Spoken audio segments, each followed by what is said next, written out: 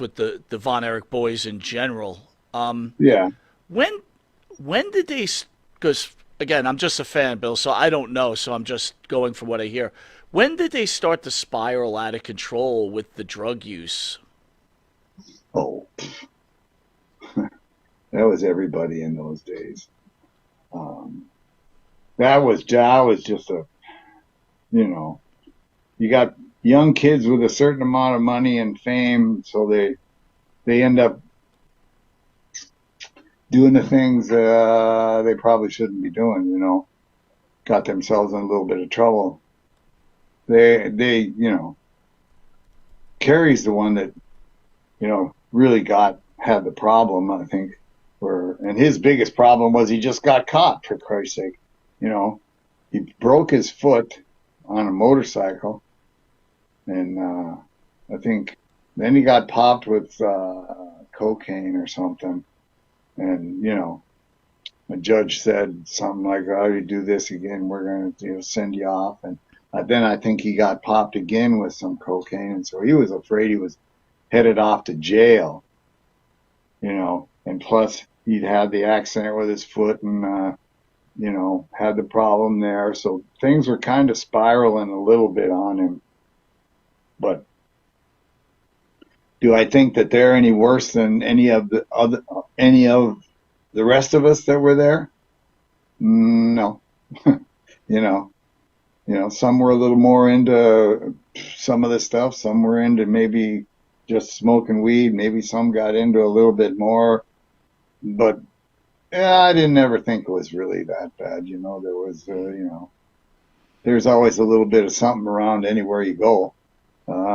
And did I think Carrie was really deep into it? No, not really. No, but he got himself into a situation that I think he got scared, and then he just, offed himself, which was, oh man, too much. David was a whole nother story. David, I don't know. David was what do they call it? Can't think of a purger. Mm.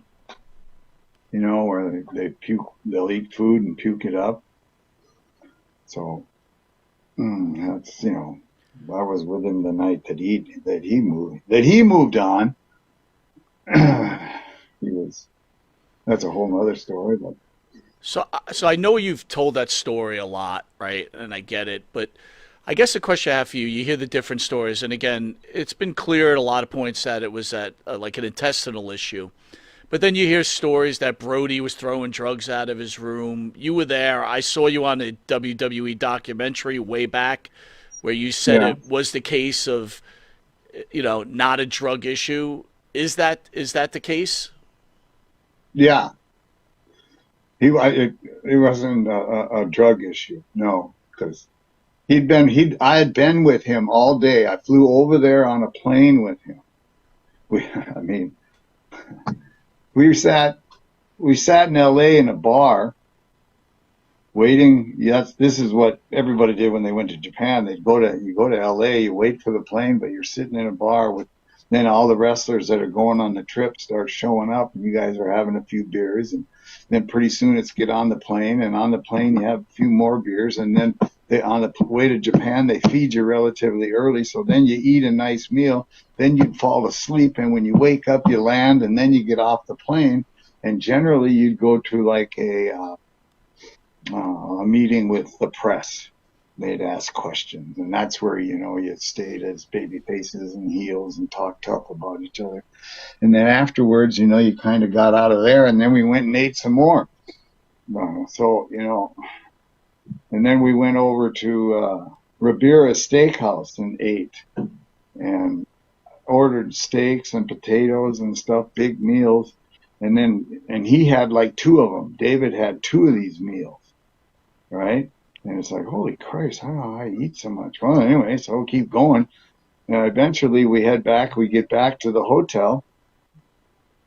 And so, of course, we're not finished yet. We got to go into the bar and have a couple of drinks, So we go into the bar and, have a couple of drinks, and he orders up some food. And it's like, wow, Jesus. And then he disappears. He says, I got to run up to my room. So he runs up to his room. Shit, I don't know. What the hell? And then he comes back down in a few minutes and he starts eating more food. Jesus. Yeah, well, okay. I mean, he was tall, big guy. What the hell? And, then it was pretty much time to head on off. And he goes, hey, Bill, you want to come up to my room? I don't know. Yeah, what do you got? What's going on? So we go up there, go in there and sit down, chit chat, laugh and giggle because we're the same age and out of the same territory. And, so he says, well, okay, I'm going to call my wife.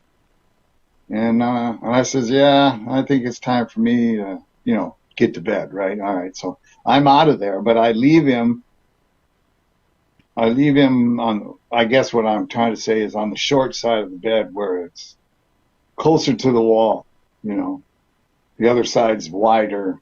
So over here is where the phone is. Well, he sits on that side. Okay, see ya. And he's getting the phone and, okay, bye. I'm gone. I go to bed, get up the next day. Everything's cool. Everybody's fine.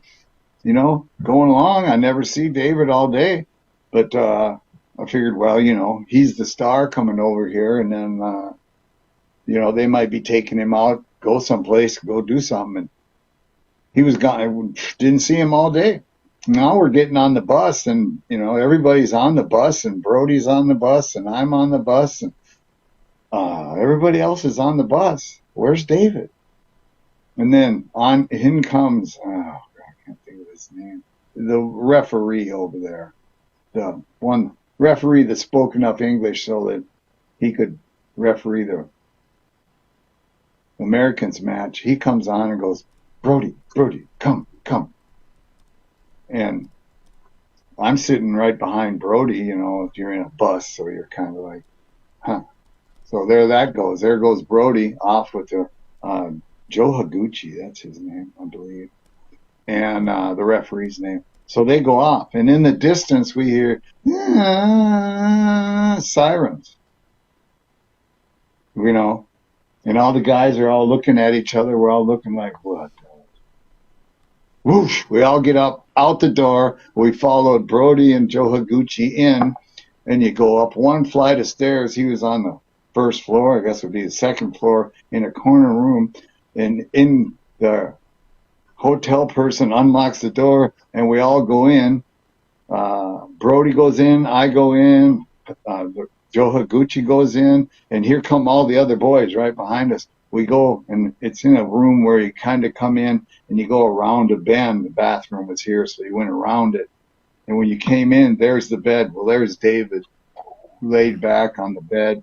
He's as blue as a pair of jeans, man. He's right where I left him when he was going to make the phone call, and he was blue. Oh God! So here in come you start. Now you're hearing the ambulances are arriving, and they come running up, and they come in, and they start working on him on the bed. Well, the bed's bouncing blue. They can't do anything. So Brody and I are standing. I'm at his head. Brody's at his feet. So they wanted him on the floor. So I grab David's hands or his wrists, and Brody's got his feet, and we slide him to the edge and, put him on the floor. To put him on the floor, and when his head drops back, I've got his head right here. His head drops back off the edge of the bed. Out of his mouth comes just like a bunch of food just right out of his mouth. And then the guy's wiping it away and trying to pump him and wiping it away. But he was gone. He was gone there. And they tried, but there was nothing. And do I think it was drug induced? No.